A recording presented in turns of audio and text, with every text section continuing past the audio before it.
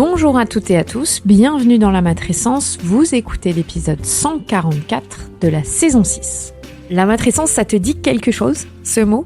Allez, pour faire court, c'est la contraction des mots maternité et adolescence pour expliquer la naissance d'une mère, no big deal. Depuis 4 ans maintenant, ce podcast s'intéresse aux bouleversements majeurs que peuvent vivre les femmes à leur entrée dans la parentalité. Et tu sais quoi ? La patrescence, ça existe aussi. Donc ce podcast s'adresse à tous les parents, ou non d'ailleurs, qui veulent cheminer ensemble vers un monde meilleur et plus accueillant pour leur enfant. Oui, parce qu'ici, on parle aussi éducation et j'assume complètement aborder des thèmes dits d'éducation bienveillante ou respectueuse. Tous les vendredis, je reçois des spécialistes passionnantes et passionnants pour t'expliquer ce nouveau monde dans lequel tu as mis les pieds. Et au fait, je suis qui moi ? Je suis Clémentine Sarlat. J'ai créé ce podcast à l'arrivée de ma première fille en 2017, le tsunami de ma vie. Et à la base, je suis journaliste dans le sport, à la télé, mais j'aime bien avoir 1000 casquettes, donc tu m'as peut-être déjà aperçue dans ta télé pour parler rugby ou tennis. J'ai 3 filles, assez rapprochées, et j'ai accouché 2 fois à la maison, et ça aussi, ça fait partie de qui je suis. Allez, bienvenue dans ce podcast, let's go. C'est le retour du froid, et avec ça, les maladies infantiles. On adore. Allez, les virus, les bactéries et les microbes sont parmi nous pour le meilleur parfois et pour le pire souvent. Quand nous parents, on essaie de sortir la tête de l'eau.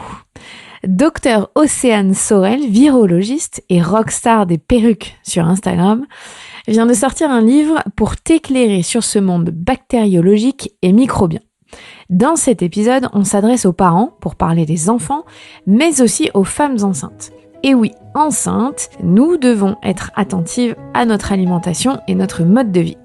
Vous saurez donc tout sur la toxoplasmose et les maladies auxquelles sont sensibles les futures mamans. On parle aussi évidemment des vaccins et pourquoi vacciner son enfant est important pour lui, mais aussi pour la collectivité. Je vous souhaite une très bonne écoute.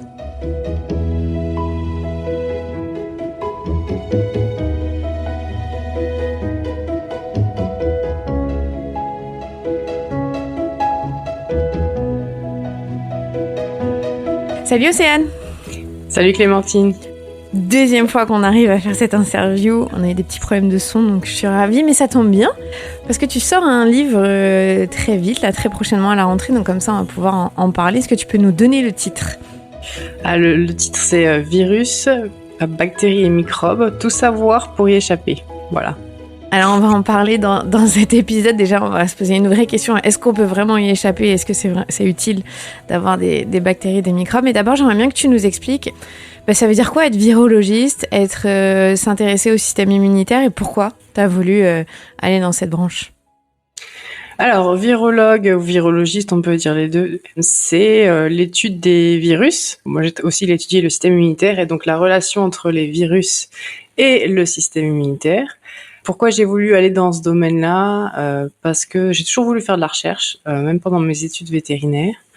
En fait, j'ai commencé à faire mon stage de fin d'études dans le labo de viro immuno de ma faculté. Et de fil en aiguille, j'ai fait une thèse. Et voilà. Et puis le sujet m'a passionnée et je suis restée dans ce domaine-là. Donc du coup, tu es passée de potentiellement te consacrer une carrière à s'occuper d'animaux, à s'occuper de petits êtres vivants voilà. Qui vivent parmi nous. Ouais, c'est ça. Non, mais ouais, c'est ça. J'étais vétérinaire et après mes études vétérinaires, j'ai pas bifurqué parce que ça reste des études scientifiques, mais au lieu d'aller vers la pratique, je suis allée vers la recherche assez naturellement, sans trop me poser de questions. Voilà. Mais les maladies infectieuses concernent les animaux et les humains et on partage beaucoup de microbes avec les animaux, donc c'est assez universel comme matière. On l'a vu, puisqu'on s'est posé longtemps la question sur l'origine du Covid-19. Est-ce que ça vient des animaux ? Est-ce que c'était le laboratoire Alors l'hypothèse toujours la plus probable, c'est que ça a fait un saut d'espèce, que ça vient sûrement d'un animal. Après, tant que l'animal n'a pas été clairement identifié, ça va être compliqué de remonter la piste exactement. Mais c'est pour l'instant l'hypothèse la plus privilégiée. Mais pour pouvoir identifier exactement la source, il va falloir trouver l'animal qui contient le virus d'origine, qui a ensuite qui est ensuite passé chez l'homme. Alors après, ça vient sûrement c'est sûrement un virus de chauve-souris à la base, mais on pense qu'il y a un mammifère qui a fait l'intermédiaire, un autre mammifère qui a fait l'intermédiaire entre la chauve-souris et l'homme, et celui-là, il n'a pas encore été clairement identifié. Il y a encore des enquêtes. Tu es virologue, virologiste, ça dépend si on prend le terme un peu anglophone ou pas. Je crois que les deux, ça marche. Mais tu es aussi mère de 3 enfants. Et ma question, c'est est-ce que en étant virologiste et en étant très portée sur le système immunitaire, ça t'a plus angoissé d'être enceinte et de te dire tout ce que potentiellement il y a comme maladie qu'on peut avoir quand on est enceinte, ou t'as réussi à sectionner ces deux parties de toi? Alors, plus angoissée, pas vraiment. Je dis plus consciente des risques. Ouais, c'est clair que je faisais plus attention. Après, moi, j'ai été immunisée contre... après, j'ai eu un souci avec mon premier, c'est que j'ai ce qu'on appelle séroconverti contre la toxoplasmose au moment de la conception, et on ne savait pas, au moment où j'ai été testée pour la toxo, j'étais en pleine, mes anticorps étaient en train d'augmenter, et donc en fait c'était très inquiétant parce que on pensait que j'avais eu la toxoplasmose pendant que j'étais enceinte, au tout début, pendant le premier trimestre, qui peut être quand même grave pour le bébé. Et en fait après on a fait d'autres tests et on a vu que j'avais sûrement contracté la toxoplasmose juste avant de tomber enceinte. Donc ça, c'était la période de stress, mais en soi, le risque général de infectieux, j'étais pas plus stressée que pour les... Mais j'étais par contre très consciente des risques.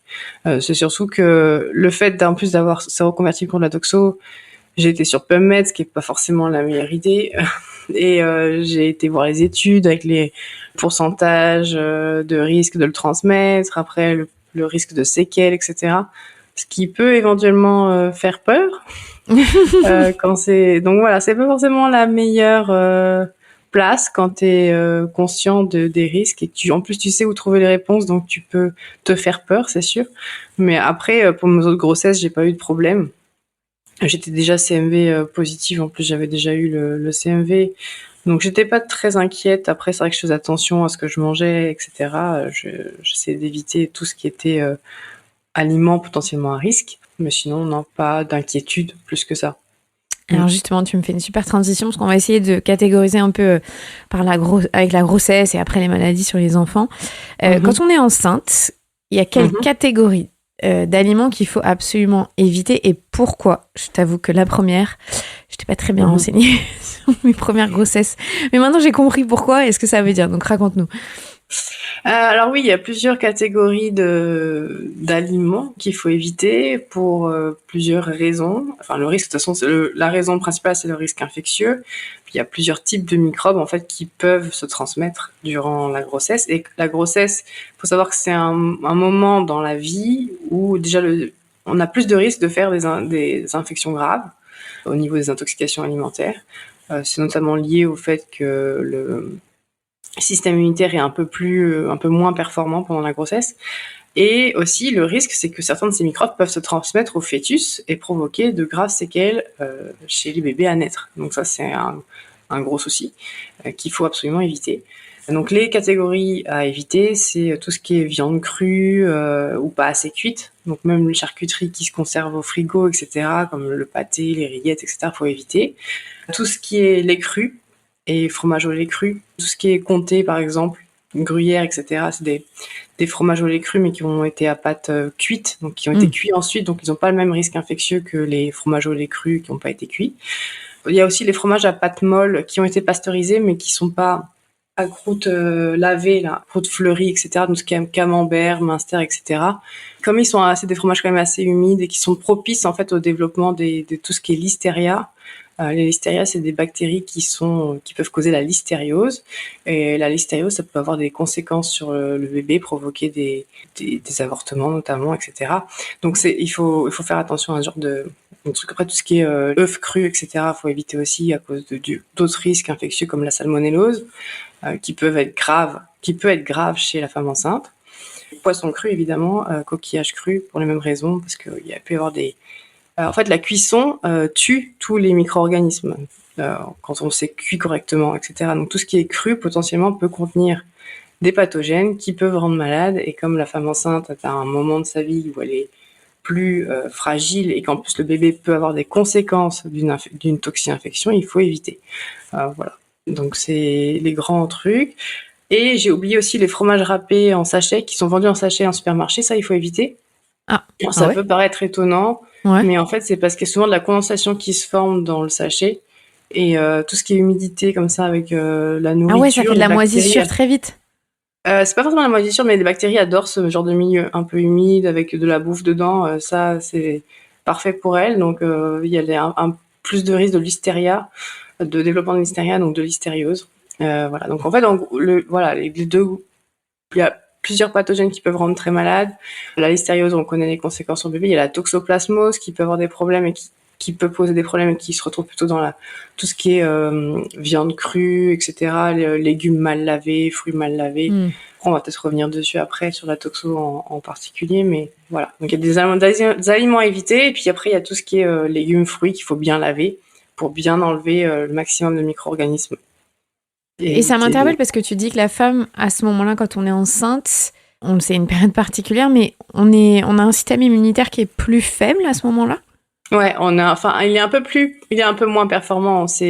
Les femmes enceintes sont plus à risque d'infection et de faire de moins bien contrôler les infections. Après, les facteurs exacts, on les connaît pas vraiment.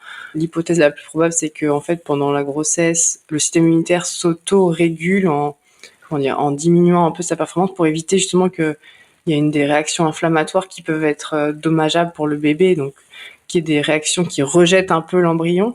La nature est bien faite, hein, mais il faut éviter absolument les grosses réactions inflammatoires qui pourraient rejeter le bébé du ventre de la mère. Mais alors la conséquence de ça, il faut vraiment balancer, le système immunitaire le corps essaie de balancer entre les infections possibles et justement ce système de rejet du fœtus. La conséquence de ça, c'est que tu peux plus facilement choper une infection et que ça devienne plus grave assez rapidement. C'est pas que les toxi-infections, il y a d'autres, par exemple la grippe, ça peut être plus grave aussi, il y a le Covid, ça peut être plus grave aussi chez la femme enceinte. Enfin, c'est vraiment un problème général. Voilà, on est plus fragile quand on est enceinte au niveau des infections. Tu en as parlé tout à l'heure, donc la toxoplasmose. En France, on se fait tester tous les mois pour voir si on l'a contracté ou pas. C'est quoi exactement la toxoplasmose ? Comment on l'attrape et pourquoi tous les pays ne testent pas tous les mois quand on est enceinte ? Alors, la toxoplasmose, c'est une maladie qui est causée par un petit parasite qui vit dans les cellules. Hein, c'est tout petit, hein, c'est microscopique, ça se voit pas à l'œil nu, qu'on appelle Toxoplasma gondii. L'animal qui est au centre du parasite, c'est le chat. C'est pour ça qu'on parle souvent du chat pendant la toxoplasmose, parce que le chat, en fait, les parasites vivent dans ses intestins et il rejette des œufs, qu'on peut appeler des œufs, une sorte d'œufs de parasites dans les crottes du chat qui vont se retrouver ensuite dans l'environnement, dans la litière, etc. et qui peuvent éventuellement contaminer l'environnement, les légumes, les fruits, qui vont ensuite être mangés par d'autres animaux dont on peut manger la viande, par exemple des vaches, etc., qui vont ensuite contaminer la viande parce que quand en fait les œufs du parasite se retrouvent dans un autre animal comme l'homme ou un autre animal ou carrément dans l'homme, il va former des kystes dans les tissus, donc dans les muscles, le cerveau, etc. Pas forcément avec des symptômes, hein, c'est un truc microscopique et en fait on va rester porteur à vie du parasite et en fait les kystes s'enkystent justement dans les muscles des vaches par exemple. On peut consommer la viande qui contient ces kystes et se contaminer aussi. Donc il y a plusieurs façons de se contaminer avec la toxoplasmose, c'est soit en mangeant des légumes ou des fruits contaminés avec des œufs du toxoplasme justement, ou par exemple si on change la litière du chat qu'il était en phase qui est en train d'excréter des œufs, qu'il y avait des œufs dans les cacas du chat, qu'on se lave pas les mains, qu'on met après les mains dans sa bouche par exemple, et bien là on peut se contaminer aussi.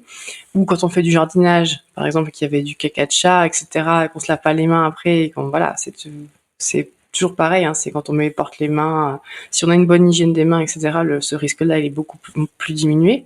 Et après, tu as tout ce qui est risque en consommant de la viande pas assez cuite, qui contient des kystes, et qui peut du coup t'infecter aussi. Et en fait, le problème, c'est que le parasite peut aller contaminer le fœtus, passer le placenta, aller contaminer le fœtus et provoquer des séquelles. Et donc, c'est ça le gros risque. avec la toxoplasmose. En France, on teste. C'est un choix des autorités de santé pour savoir si on a été immunisé, parce que quand on a été immunisé, enfin, si on a déjà eu le parasite, on est porteur à vie, donc on a développé une certaine forme d'immunité contre lui. Et donc, même si on est porteur, si jamais le parasite réactive, par exemple, ou qu'on a une réinfection, par exemple, on rencontre de nouveau le parasite dans l'aliment, etc., et ben, comme on a un système immunitaire qui l'a déjà vu, il va être très rapide à réagir et le risque de transmettre le parasite au fœtus est très minime. Alors que si on n'a jamais vu le toxoplasme, alors le système immunitaire ne l'a jamais vu.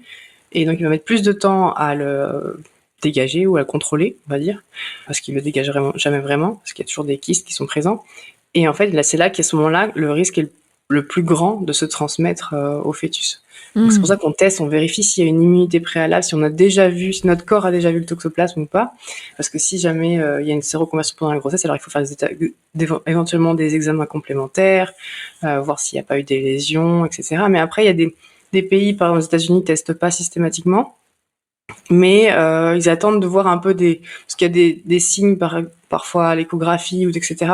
Ils attendent de voir des anomalies pour éventuellement faire les tests. Ils jugent que c'est plus comment dire, c'est une question de décision, encore une fois, d'autorité de santé. Ils préfèrent faire comme ça que de tester tout le monde tous les mois systématiquement. Leur prévalence est un peu plus faible en plus qu'en France. En France, on a plus de gens qui sont porteurs de toxoplasme, donc il y a plus d'infections. C'est plus fréquent, on va dire, qu'aux États-Unis. Sachant qu'en France, ça a quand même vachement diminué dans les années 60. C'était énorme le taux de gens qui étaient je crois que c'était 80% des gens avaient déjà été positifs à Toxoplasma gondii. Donc maintenant, ça a bien diminué. Je sais plus exactement les chiffres, je vais pas dire de bêtises. Donc, mais ça a beaucoup diminué. Donc c'est de moins en moins fréquent. Mais bon, ça peut toujours poser problème si ça arrive pendant la grossesse, en fait. Bonne hygiène des mains, mais on en reviendra après par rapport à ce que tu disais dans ton livre sur comment on évite tout ça, les microbes, les virus et les bactéries. Est-ce que il faut vraiment tout désinfecter à la javel quand on est enceinte dans son frigo, tout laver correctement, ou juste l'eau, ça suffit? Alors juste l'eau, ça suffit pas pour nettoyer. Il faut un bon nettoyage. Il y a tout ce qui est nettoyage et puis après il y a tout ce qui est désinfection. C'est pas la même chose. Le nettoyage, c'est tout ce qui utilise du savon, par exemple des détergents, etc., pour bien enlever les saletés. Si on enlève les saletés, par exemple, chaque fois qu'il y a un truc qui coule dans le frigo, vous essuyez, vous nettoyez votre frigo vite fait, et ben le risque qu'il y ait un développement microbien dans le frigo, il est quand même faible parce qu'ils ont plus de nourriture pour se développer. Par contre, si vous laissez traîner, je sais pas moi, il y a du poulet qui a coulé dans votre frigo et que vous laissez traîner ça 5 jours, ou même plus, il faudra peut-être désinfecter au moment où vous allez nettoyer. La désinfection, ça doit pas être systématique, vraiment, il faut pas devenir parano, surtout quand on est enceinte, enfin, c'est pas la peine. Des microbes, il y en a partout autour de nous, dans l'environnement, de manière générale. Après, il faut juste une bonne hygiène et je pense que utiliser un peu de bon sens si, vous avez, je sais pas moi, un poulet cru qui a coulé partout dans votre frigo, peut-être que c'est une bonne idée de le désinfecter à ce moment-là. Mais si le frigo, après le frigo, il faut le désinfecter régulièrement, pas tous les jours non plus. Surtout que la surutilisation de désinfectants, ça peut provoquer éventuellement des résistances microbiennes. Donc il faut pas en abuser. Il faut pas tomber dans les extrêmes, c'est ça que je dis tout le temps. Il faut pas être dans la surhygiène, mais pas non plus dans la sous-hygiène. Si déjà vous lavez bien les mains avant de manger, avant de préparer à manger, après avoir changé un bébé, enfin des trucs assez basiques, vous allez éviter beaucoup de risques de contamination déjà. Il y a parfois une croyance dans notre société que les bactéries c'est mauvais. Et en fait, on a besoin des bactéries et des virus. Donc c'est ce que tu parles quand il y a trop d'hygiène, on enlève. Est-ce que quand on a trop d'hygiène, on s'expose à être plus malade? Pas vraiment, non. L'excès d'hygiène, L'excès d'hygiène, ça peut poser d'autres problèmes, mais pas forcément. Non, c'est pas plutôt. En fait, c'est pas une question. C'est pas de blanc ou noir. C'est juste qu'il faut. Il y a des microbes qui sont absolument inoffensifs, qui nous entourent toute la journée. Il y a des microbes qui sont, au contraire, même qui nous aident. Hein, tout ce qui est, on a plein des bactéries dans nos intestins, par exemple, sur notre peau, etc., qui peuvent nous aider. Pour plein de, tout ce qui est microbiote, etc. On en parle beaucoup en ce moment, mais la recherche seulement commence à comprendre à quel point ça peut être, certaines bactéries peuvent être utiles. Mais il y a des bactéries qui sont vraiment, elles sont pas toutes égales, quoi. Enfin, tous les microbes ne sont pas égaux. Il y en a qui sont inoffensifs et carrément même avantageux pour nous, et d'autres qui peuvent nous rendre très malades, et c'est ceux-là qu'il faut éviter. Donc ça, ceux-là, il faut éviter, et pour ça, il y a un minimum d'hygiène. C'est l'idéal, une hygiène, et puis il y a la vaccination, la prévention par la vaccination pour ceux qu'on ne peut pas seulement éviter avec de l'hygiène, parce que parfois j'entends l'hygiène ça suffit. Non, l'hygiène ça suffit pas forcément. Pour éviter surtout des virus qu'on ne voit pas, qui peuvent se retrouver dans l'air assez facilement, projetés dans des aérosols, ou même que vous contrôlez pas ce que les gens font. Donc si vous touchez la barre du métro et qu'il y a un mec malade qui vient de cracher dessus, enfin tu vois ce que je veux dire, c'est pas forcément contrôlable de manière générale, l'hygiène tout le temps, partout. On vit pas dans une bulle stérile, ça c'est sûr, il faut pas se mettre dans une bulle stérile, mais encore une fois, il faut trouver le juste milieu. Les deux extrêmes ne sont pas bons, c'est sûr. Ça tombe bien, tu parlais des vaccins. Est-ce que tu peux nous expliquer concrètement, ça fonctionne comment un vaccin, et pourquoi est-ce qu'on ne vaccine pas avant déjà 2 mois chez les nourrissons ? Ouais, alors comment ça fonctionne un vaccin? C'est assez simple, hein. Le but du vaccin, c'est d'aller montrer à votre système immunitaire à quoi ressemble le microbe, avant même qu'il l'ait rencontré, pour que lui, il puisse être armé si jamais il le rencontre dans la vraie vie. Donc le but, c'est d'aller montrer de manière inoffensive, en gros, à quoi il ressemble. C'est une sorte de répétition générale. Comme ça, le système immunitaire se prépare, il génère des cellules mémoire, etc., qui vont garder en mémoire ce microbe. Comme ça, si jamais un jour vous le rencontrez, votre système immunitaire va le combattre et vous empêcher de tomber malade. Voilà. C'est le but de la vaccination, c'est ça. Et la deuxième question, oui, c'était les 2 mois. Pourquoi on ne vaccine pas avant 2 mois? Alors, quand un bébé naît, on sait ça, qu'ils sont en général plus sensibles aux infections. C'est aussi en partie parce que leur système immunitaire, il est pas tout à fait performant. Il est un peu au ralenti.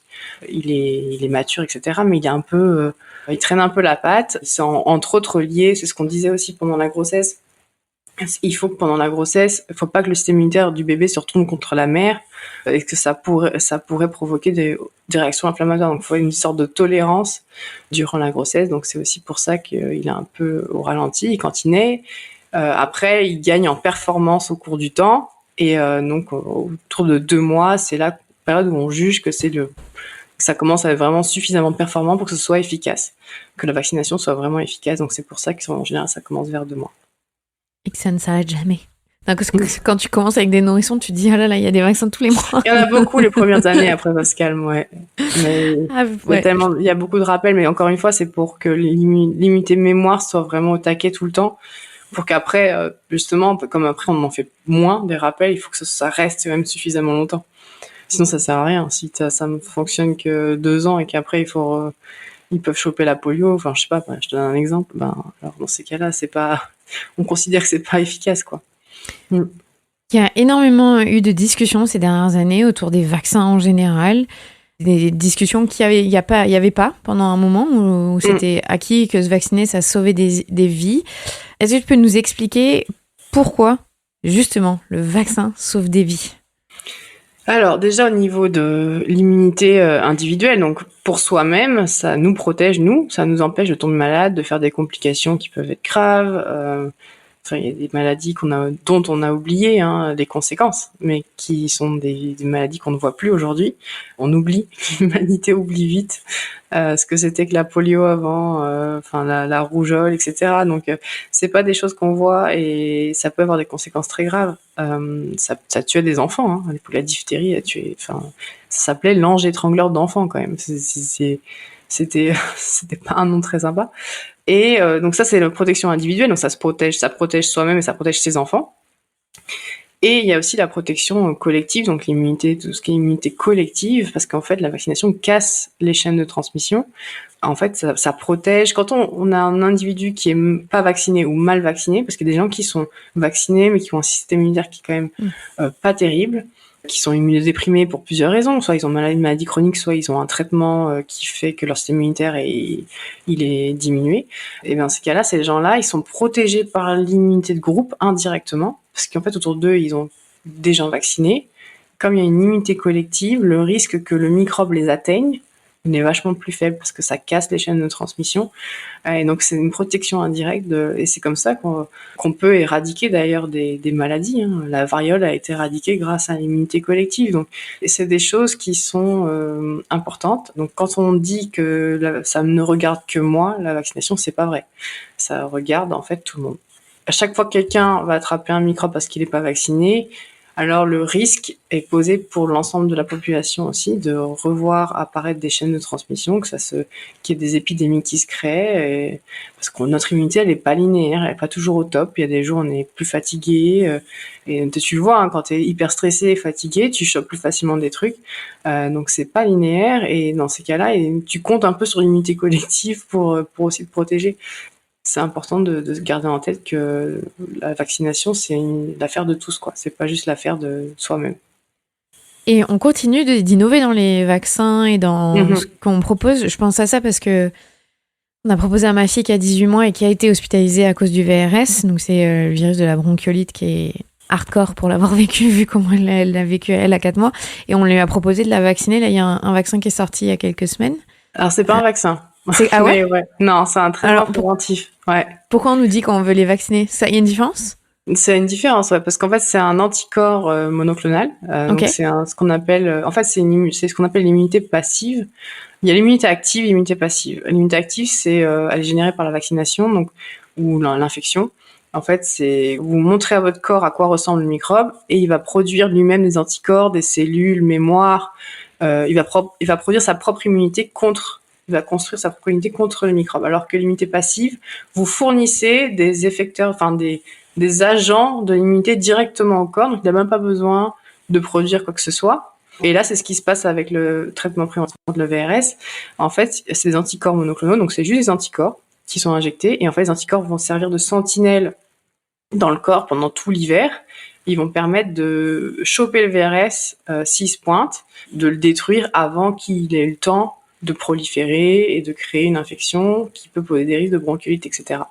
De ça, il restera rien à l'immunité active. Il n'y aura pas le corps de ta fille, par exemple, va pas garder en mémoire le VRS dû au traitement préventif. Il le gardera peut-être en mémoire parce qu'il l'a déjà rencontré avant, mais pas dû au traitement préventif. C'est pour ça que c'est la différence, c'est pas un vaccin. Alors qu'un vaccin, lui, contre le VRS, par exemple, si un jour il y en a un, ce serait de stimuler l'immunité directement du bébé. Mais c'est dur d'avoir une immunité active très performante, le VRS, parce que c'est dur d'avoir une immunité qui dure. Mais on n'a pas encore trouvé un truc hyper efficace pour les bébés, en tout cas.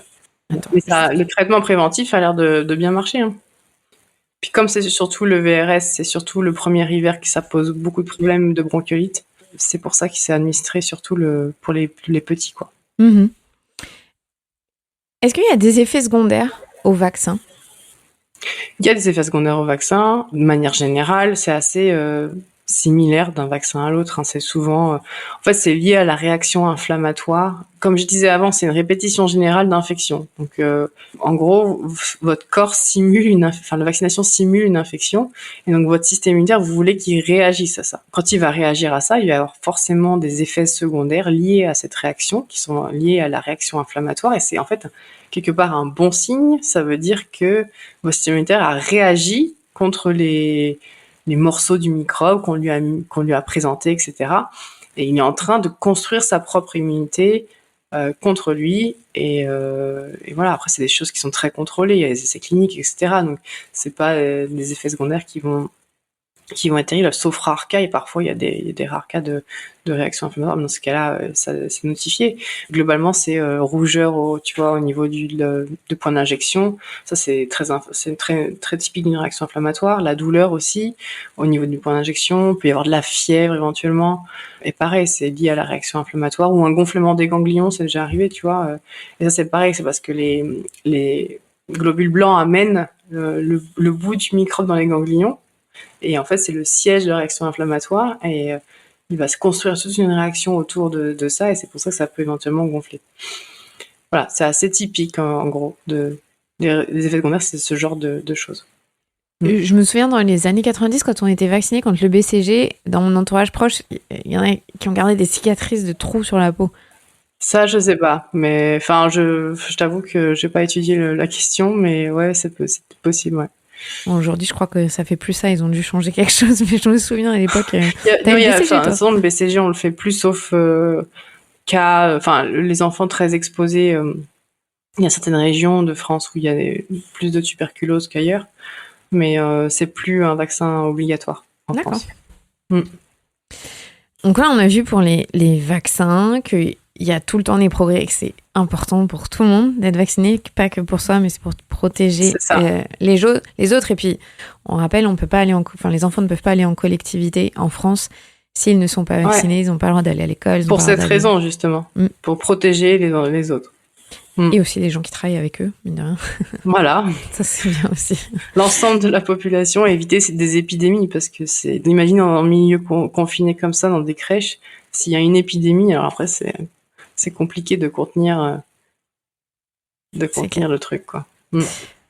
Et alors, si on passe maintenant juste aux enfants, et eux aussi, ils ont des aliments comme les femmes enceintes qu'il ne faut pas leur proposer avant un certain âge. Est-ce que tu peux nous expliquer lesquels et pourquoi ?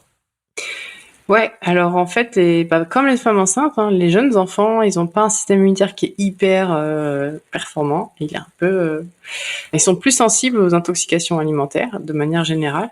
Donc c'est pour ça qu'il y a des aliments qui sont déconseillés. Alors, il y a déjà on peut parler du miel vite fait. Les enfants de moins d'1 an ne devraient pas consommer du miel parce qu'il y a un risque de botulisme infantile, parce que le miel peut contenir des spores. On n'a encore pas entendu parler du botulisme à Bordeaux récemment, mais c'est différent le botulisme alimentaire du botulisme infantile. Le botulisme infantile, en fait, le miel contient des spores de Clostridium botulinum, qui est la bactérie qui cause le botulisme. Mais ça, c'est naturel, parce que c'est naturel. J'utilise le mot naturel, même si c'est pas forcément, c'est toujours surutilisé ce mot. Mais bref, en fait, la bactérie, elle est présente dans l'environnement un peu partout. Et les abeilles, quand elles butinent, elles transportent des spores de Clostridium botulinum. Elles se retrouvent dans le miel. Et en fait, ce qui se passe, c'est que chez les petits enfants, ces spores peuvent germer dans le gros intestin, se transformer en bactéries et produire la toxine, qui est la toxine botulique, qui, elle, cause le botulisme. Et donc, c'est pour ça que c'est déconseillé aux enfants de moins d'1 an, parce que c'est eux qui présentent le plus de risques de ça. Alors que nous, adultes, comme on a un système immunitaire qui est quand même plus performant, tout ça, c'est un peu lié aussi au système digestif des enfants, des bébés, qui est pas forcément armé pour détruire les spores quand elles se présentent. Tout ce qui est acidité gastrique ou même la colonisation microbienne, on suppose que la colonisation microbienne est pas encore ouf au niveau du gros intestin et que éventuellement ça laisse la place à la bactérie pour se développer et produire sa toxine à volonté, alors que nous, on va en fait déglinguer les spores assez rapidement dans notre système digestif, du coup elle pourra pas germer dans nos gros intestins, tu vois. Et donc c'est ça en fait la raison. Et donc ça peut provoquer le botulisme, c'est une maladie qui peut être mortelle, donc c'est très important de respecter ça. Donc c'est le cas particulier un peu du miel. Après tu as les cas un peu plus généraux des aliments à éviter avant 5 ans. Donc encore une fois, c'est comme pour les femmes enceintes, c'est tout ce qui est à risque de contenir des pathogènes, des agents pathogènes comme le lait cru, le fromage au lait cru, viande crue, poisson cru, œufs crus, donc tout ce qui est mousse au chocolat fait maison, que ça faut éviter. Je sais, c'est un peu dur pour eux, mais coquillages crus, donc les huîtres, etc., il faut éviter, même le saumon fumé, etc., c'est à éviter. Mais c'est encore une fois, c'est vraiment comme pour les femmes enceintes, et c'est pour les mêmes raisons globalement, parce que c'est démontré épidémiologiquement que les jeunes enfants font plus d'intoxication alimentaire que les adultes ou que les enfants plus âgés. Alors après, maintenant l'ANSES déconseille aussi tout ce qui est lait cru, les fromages au lait cru et viande crue aux enfants de moins de 10 ans. Ah ouais. Ouais, parce qu'en fait on s'est rendu compte que il y avait quand même pas mal, tu vois, t'as entendu parler sûrement de tout ce qui est syndrome hémolytique et urimique avec Escherichia coli, etc. Donc il y avait beaucoup d'enfants qui étaient passés 5 ans qui avaient fait ce genre de problème. Donc tout ça, c'est tout ce qui est viande crue, etc., le lait cru. Et par exemple, mais le fromage, parce que autant la viande crue, c'est plutôt facile de leur éviter, mais le fromage au lait cru, tout ce qui contient du lait cru qui n'a pas été cuit, tu vois. Donc par exemple, le gruyère comté, c'est au lait cru, mais c'est comme ça a été une pâte pressée cuite, c'est ok, parce que du coup, pendant la cuisson, les bactéries ont été dézinguées, quoi. Et par exemple, le steak haché, ça c'est un gros facteur de... Parce qu'il faut bien le cuire. C'est un élément qui est un gros facteur de risque de contenir des Escherichia coli qui peuvent provoquer tout ce qui est CHU, là, syndrome hémolytique et urémique. Donc ça, il faut bien les cuire, en fait, tout simplement. Les steaks hachés saignants, ça à éviter pour les enfants de moins de 10 ans. Vaut mieux bien cuire leur steak, même si c'est pas forcément... C'est un peu moins bon, peut-être. Pas très français, surtout. On peut... ouais, c'est pas très français. C'est vrai que c'est sûr, c'est un peu dur, quoi. Mais le tartare de bœuf, avant, faut peut-être éviter pour les enfants. Bon, ça va. Le tartare de bœuf, c'est moins le truc qu'on va leur proposer, je trouve. Ouais. Mais c'est vrai que, je sais pas, tu vois, moi, mes filles, elles adorent le Saint-Nectaire. Alors que c'est pas bon, le Saint-Nectaire, du coup. Le Saint-Nectaire, c'est au lait cru, ouais. Je connais pas tous les fromages, je t'avoue. Ouais, c'est un fromage auvergnat. Ouais. Ok. Il faut éviter, normalement. Après, encore une fois, c'est chacun met son curseur où il veut, mais c'est vrai que c'est très déconseillé. Suffit d'une fois, quoi. Suffit d'une fois et d'un fromage pour que ça se finisse pas forcément bien. Ça peut être grave, hein. Ça peut être vraiment grave chez les enfants. Les enfants qui finissent à l'hôpital, les enfants qui finissent avec des séquelles, il y en a qui meurent. Enfin, voilà, je veux pas. Même si ça reste rare, ça arrive tous les ans quand même. Donc voilà. Non, mais c'est bien, tu vois, moi je vis sur le bassin d'Arcachon, j'ai une fille de 6 ans qui veut manger des huîtres à chaque fois qu'on y va. Je vais lui dire maintenant. Déjà, comment on aime les huîtres à 6 ans, j'ai pas compris. Mais... parce qu'elle a été exposée, évidemment. Mais oui, donc en plus, dans les coquillages qui sont crus, ça c'est sûr. Enceinte, je sais très bien que ça se mange pas. Et que les crevettes. En fait, en gros, c'est les mêmes règles que pour les femmes enceintes. Ok. Et jusqu'à 10 ans, du coup, maintenant. Alors oui, en gros, c'est 10 ans pour le lait cru et la viande crue. Mais pas les œufs. Non, les œufs, c'est 5 ans plutôt. C'est pas le même risque infectieux, c'est plutôt salmonellose, etc. Et ça va mieux, c'est un peu plus... Okay.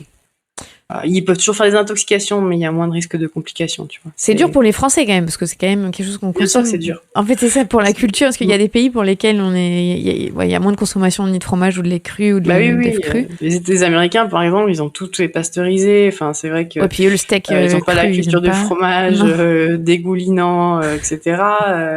La viande est toujours très cuite, même si c'est les mêmes recommandations finalement. Ils ont moins de problèmes de conscience de le faire, d'appliquer ce genre de règles, parce que pour eux, c'est naturel. Pour nous, c'est plus dur de se dire, allez, pas de fromage. Ok, ouais. Non, mais du coup, on est plus concernés, puisque socialement, culturellement, en France, pour ceux qui consomment de la gastronomie française, mais évidemment, c'est pas tout le monde, mais c'est plus ancré dans notre culture, en tout cas. Ok, donc déjà, c'est bien de le garder en tête, surtout de savoir les conséquences... que ça peut avoir. Voilà, après, on peut être au courant des recommandations et pas forcément les respecter, même si c'est pas encouragé du tout, mais je sais qu'il y a des... Enfin voilà, après, chacun fait ce qu'il veut, encore une fois, hein, mais...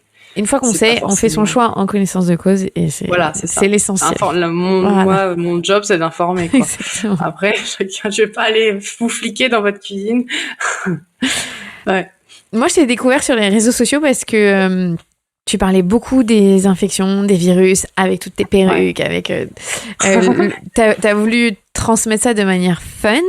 Et avant qu'on s'attaque sur la partie des virus, des maladies et comment un peu les éviter au max, est-ce que tu peux m'expliquer pourquoi t'as voulu aller sur les réseaux sociaux? Parce que autant il y a beaucoup aujourd'hui en langue anglaise et de grosses vulgarisations scientifiques, en tout cas aux États-Unis, autant en France, ça émerge juste. Ça t'est venu d'où cette idée? Alors, d'où ça m'est venu?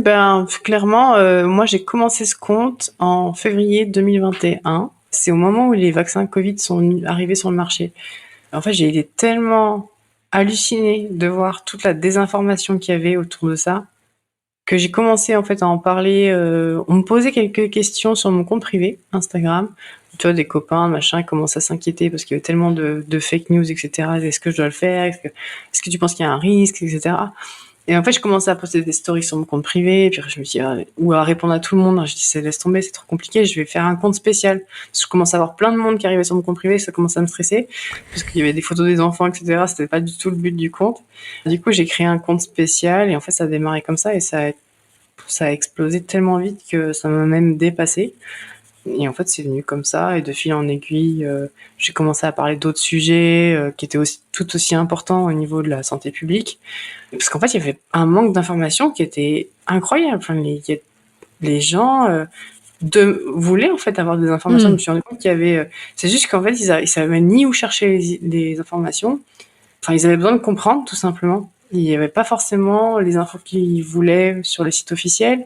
Ou alors, c'était trop compliqué à comprendre. Donc, j'ai juste voulu, en fait, essayer de simplifier des trucs qui moi me semblent des trucs me semblent normaux parce que je suis toute la journée le nez dedans, mais en fait, je me suis rendu compte que le grand public n'a pas forcément accès à cette information et que c'était important qu'il y avait un manque de communication qui était évident au niveau scientifique. En tout cas, en langue française. C'est vrai qu'aux États-Unis, il y a beaucoup de créateurs qui le font. Mais après, c'est un pays plus grand, il y a plus de monde, etc. Et puis, beaucoup de gens qui parlent anglais. Il y a des Anglais qui le font aussi très bien, des Canadiens, enfin, etc. Mais c'est vrai qu'en français, il y avait un manque d'informations, en tout cas, au niveau scientifique. Mais ça se démocratise, hein, de plus en plus de médecins sur Instagram, et quelques scientifiques aussi. Beaucoup de médecins, surtout.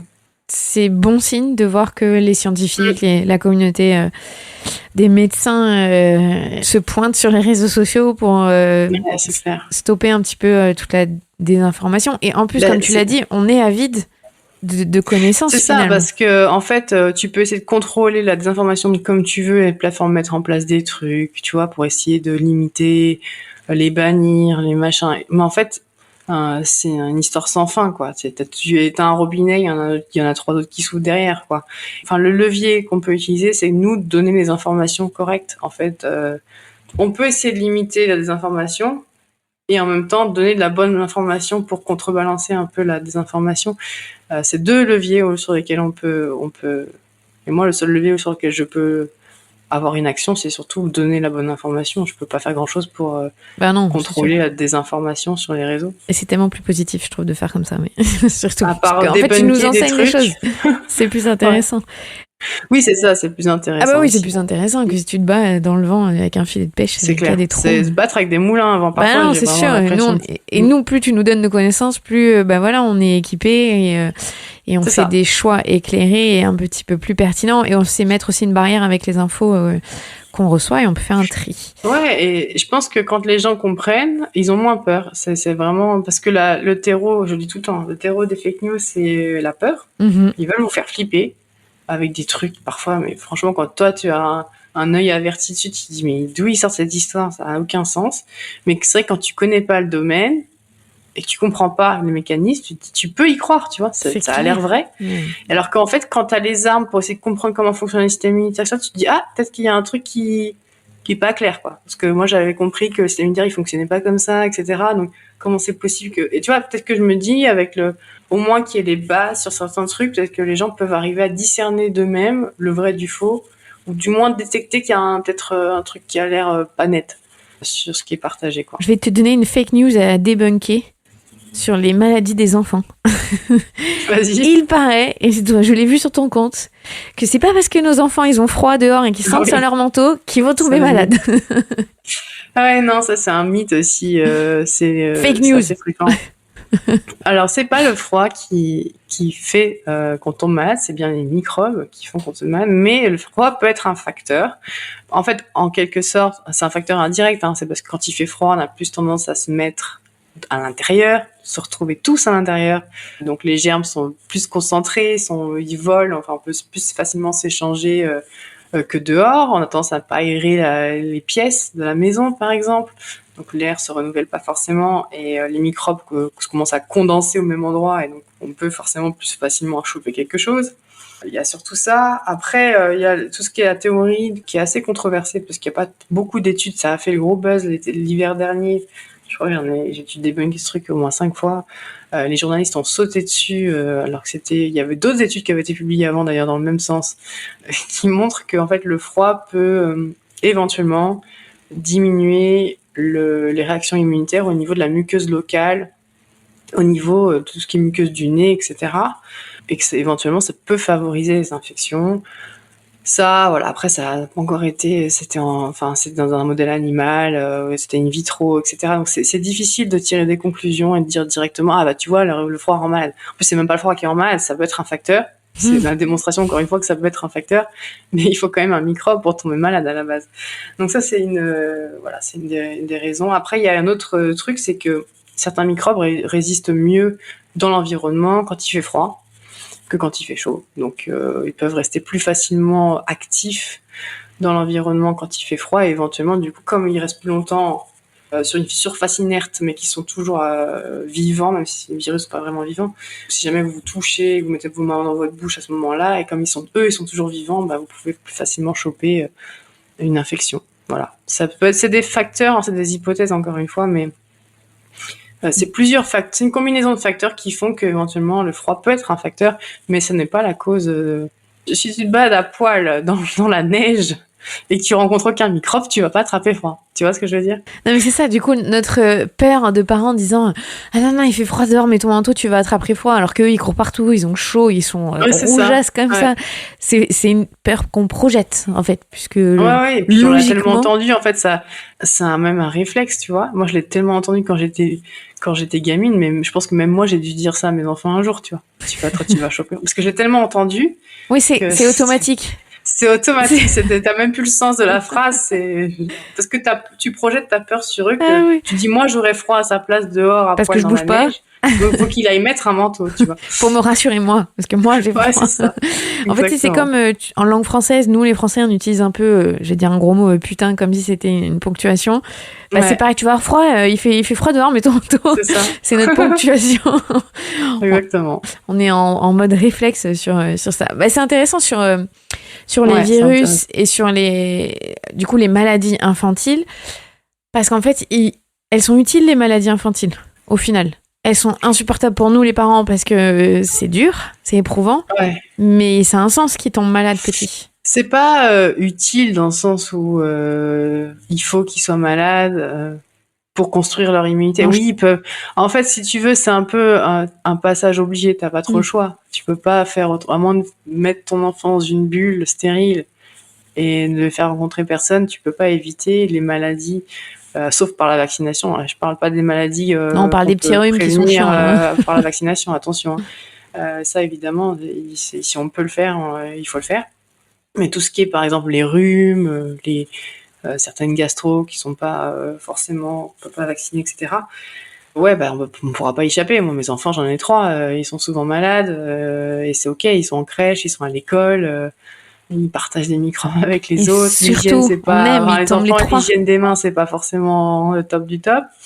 Et en fait, ils acquièrent un certain degré d'immunité contre le microbe qu'ils ont rencontré via ça, en fait. Mais c'est pas pour autant que ça va les protéger contre tous les microbes. Tu vois ce que je veux dire?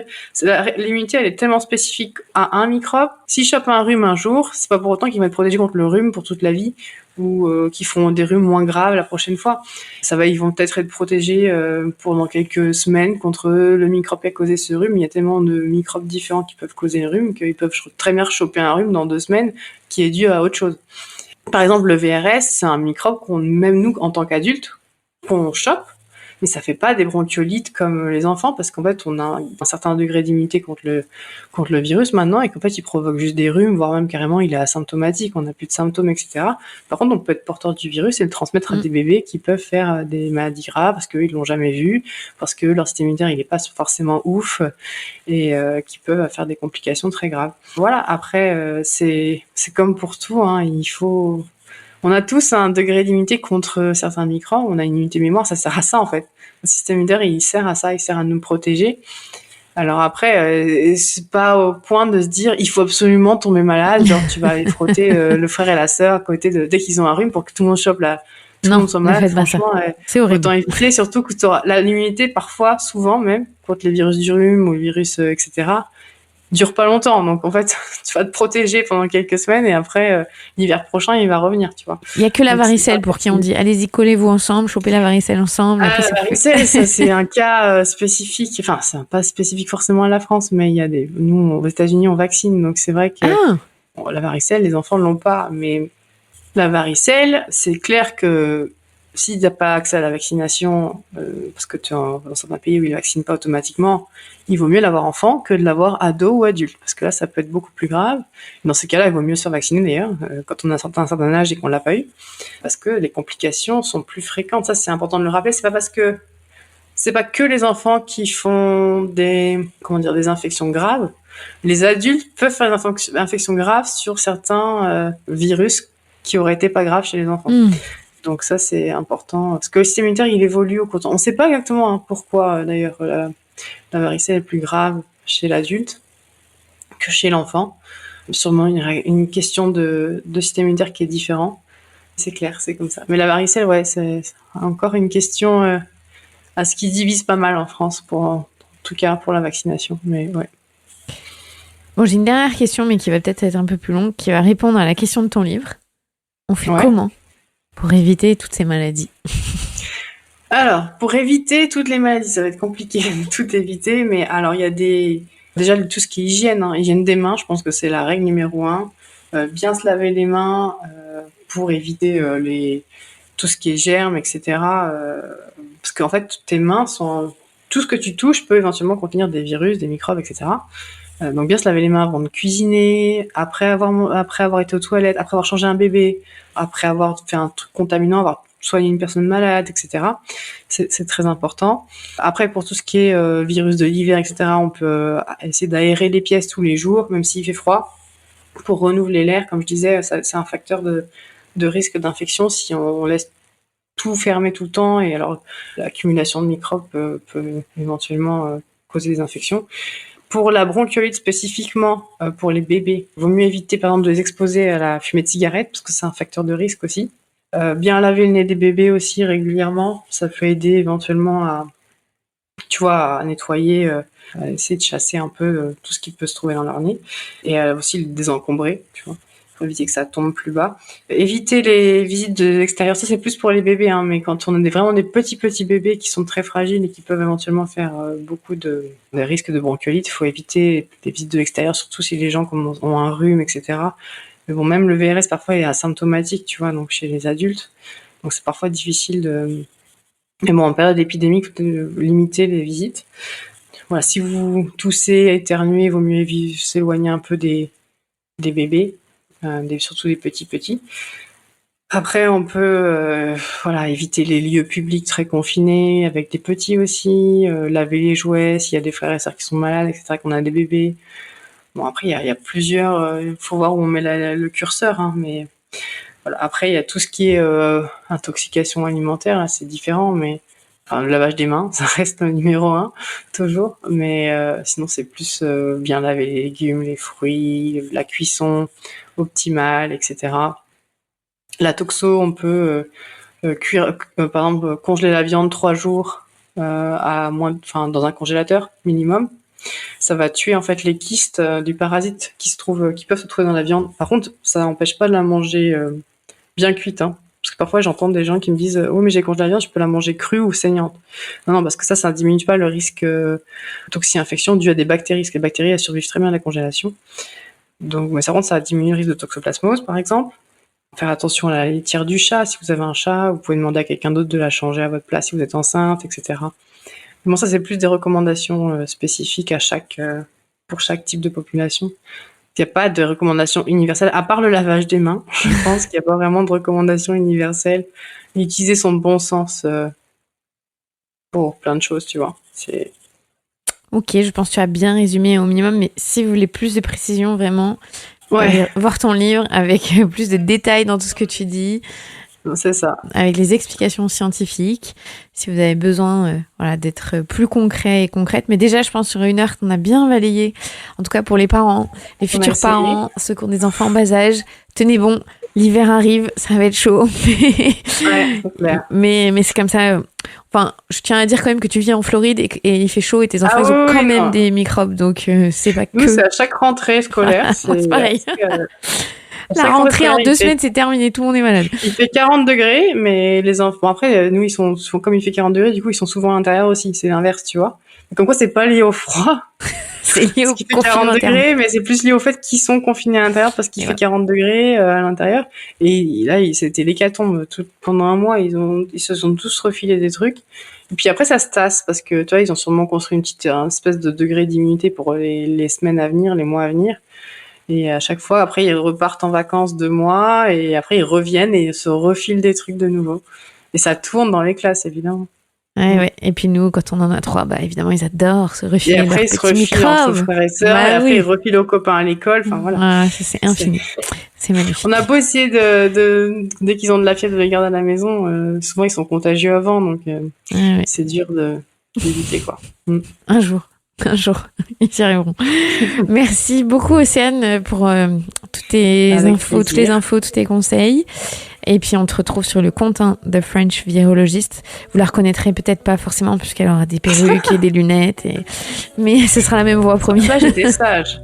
J'ai été sage. C'est vrai, des fois, c'est tranquille. Merci, Océane. Salut, merci beaucoup.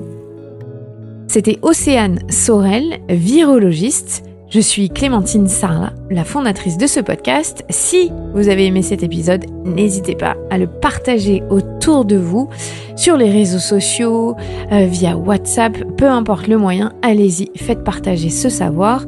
D'ailleurs, je le dis souvent, mais d'après Spotify, La Matrescence fait partie des 1% de podcasts les plus partagés au monde, donc merci beaucoup. Si vous voulez soutenir ce podcast, rendez-vous sur Patreon, www.patreon.com/Clémentine Sarlat. On a repris les cercles de la matrescence une fois par mois, le 3e jeudi du mois normalement.